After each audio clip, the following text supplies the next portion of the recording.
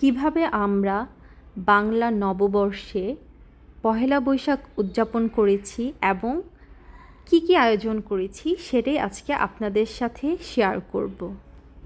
বাচ্চাদের সাথে এই বর্ষ উদযাপনটা আসলে একটু অন্যরকম। তো চলুন শুরু করি। Bye by.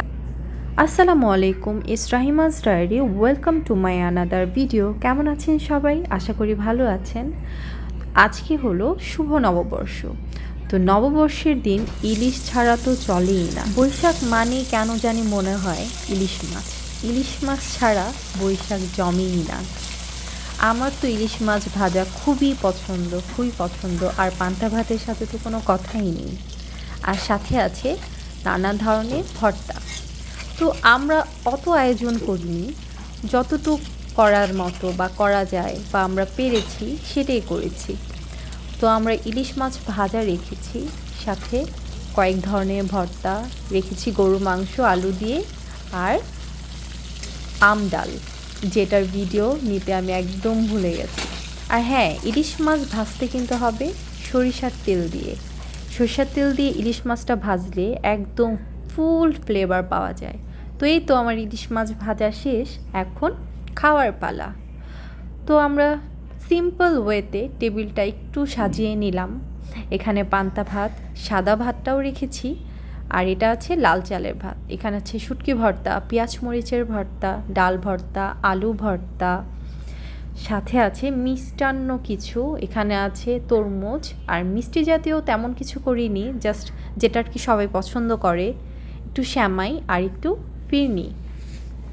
আর হ্যাঁ, শুরুই হবে প্রথম ইলিশ মাছ ভাজা দিয়ে।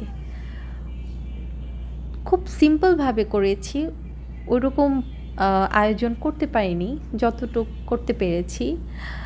তো সবাই অনেক ভালো করে করেছেন, অনেক আয়োজন করেছেন, ভালো লেগেছে দেখতে। তো এভাবে আমরা করেছি। হ্যাঁ, এটার ফুটেজটা নিতে একদম ভুলে গেছি। খাওয়ার মাঝখানে আমরা গরু মাংস নিয়েছি। এখানে আমার শ্বশুর বাবা খাবে। ইলিশ ইলিশ কোনটা নেবো দিই মধ্যে মাছ বড় মাছ। হ্যাঁ, মাশাআল্লাহ।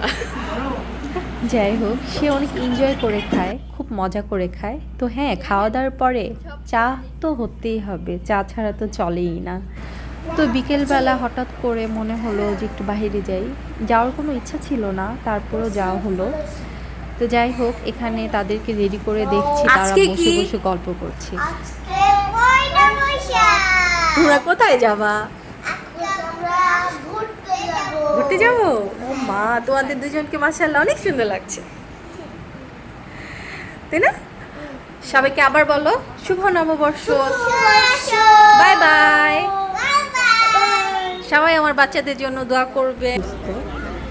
তো আমরা ঘোরাঘুরি করতে করতে 300 ফিটের ম্যাঙ্গো একটা প্লেস আছে, সেখানে আমরা গিয়েছিলাম। এখানে একটা গ্রাম্য একটা ভাইব পাওয়া যায়, যার কারণে এখানে আসা। কিন্তু প্রচণ্ড গরম ছিল, তারপরও ওই রকম ভিড় ছিল না, মানুষের অনেকটা কম ছিল, যার কারণে এখানে আসা। শুধু একটু গরমটার জন্য একটু কেমন জানি লেগেছে। তারপরও দেখি একটু পর চারদিক দিয়ে বাতাস চলে আসছে। তো এই তো আমি একটু ঢং করছিলাম এই আর কি, লাইটের মধ্যে। এখানে ডেকোরেশনটা আমার খুবই ভালো লাগে।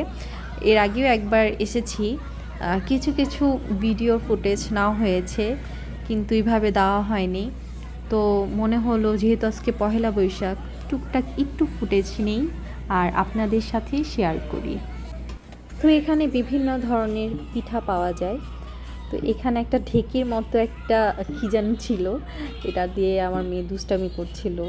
আর ওদের কাছে এই জিনিসটা খুব নিউ, সচরাচর এই জিনিসগুলো এখন দেখাই যায় না।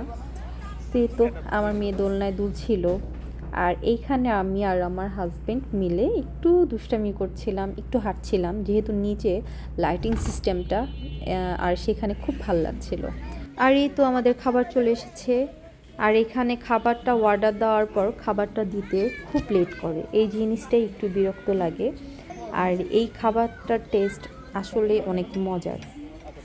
আর এই খাবারটাই আমরা অর্ডার করি। তো সেই দিন রাইসটা একটু ঠান্ডা ছিল, তাই মজা করে খেতে পারিনি। তারপরও বাচ্চারা আমরা সবাই মিলে এনজয় করে খেয়েছি। এই তো আলহামদুলিল্লাহ। আর আমার ছেলে তো ওর খাবার খেতে নিলে কত দুষ্টামি করতে মনে চায়। বাচ্চারা সবাই দুষ্টামি করে করে খাচ্ছিল, আর ক্যামেরাটার সামনে থাকলেই তো ওদের শুরু হয়ে যায় কথা বলা। তো এই তো আমরা ম্যাঙ্গোতে এসেছি, আর ম্যাঙ্গো আইসক্রিম খাবো না সেটা তো হতেই পারে না। তাই আইসক্রিম খেয়ে আমরা এখন বাসার উদ্দেশ্যে রওনা হব। তো এই তো আজকের মতো এই পর্যন্তই। আমাদের সুন্দরভাবে আলহামদুলিল্লাহ পহেলা বৈশাখ কেটেছে। তো আমার ভিডিওটি ভালো লাগলে অবশ্যই লাইক কমেন্টস করতে ভুলবেন না। সবাই ভালো থাকবেন, সবাই দোয়া করবেন। আল্লাহ হাফেজ।